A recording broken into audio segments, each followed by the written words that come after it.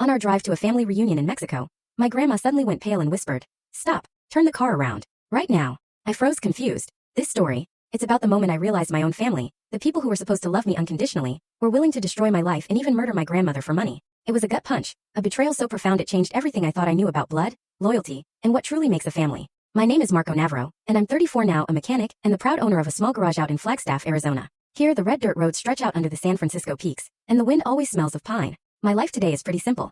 The satisfying clang of tools, the familiar scent of engine oil, and quiet evenings with black coffee in my small rented house. But that's today. The story I'm about to tell you takes us back 7 years, when I was 27, and my entire world started to tilt in a direction I could never have imagined. I grew up in a Mexican-American family, one where tradition and duty were supposedly held above all else. My father, Mateo, was a businessman, running the civil construction company my grandfather, Julio, had built. Grandpa Julio passed away long ago, leaving everything to my grandmother, Beatrick. Dad ran the company with an iron hand, always talking about legacy. My mother, Adriana, was a homemaker, but don't let that gentle facade fool you. She was sharp, calculating, managing every penny, living in Scottsdale, this wealthy Phoenix suburb with lavish homes and golf courses. And then there was me. I was always the odd one out. From a young age, I just didn't fit. My parents wanted me to study business to take over the company, but I just wanted to take things apart and fix them.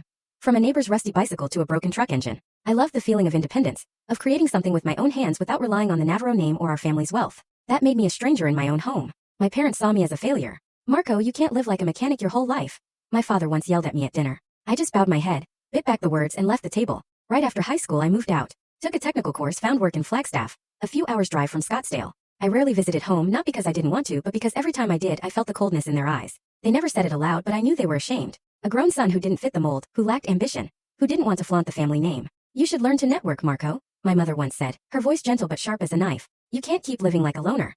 I'd force a faint smile, nod, and make an excuse to leave early. My grandmother, Beatrice, was the only person in that whole family who made me feel understood, even if just a little. She lived with my parents in Scottsdale, following tradition, children caring for their aging parents. She was a petite woman with snow-white hair, her eyes radiating kindness but also this quiet resilience. She'd often tell me stories about my grandfather, about their younger days in Mexico, building a life from nothing. But even with Grandma living in their grand house, something felt off. There was an invisible distance between her and my parents, as if they kept her there out of duty, or for something larger I hadn't yet understood. When I did visit, Grandma would pull me out to the backyard, to her small flower garden. She'd show me each cactus, each cluster of wildflowers, and tell me stories I'd heard since childhood, but never tired of. "Marco, you're like your grandfather," she'd say, her voice warm and steady. "He too liked to do things himself without waiting for handouts." Full story on the channel. Link below. Click now and watch what happened next.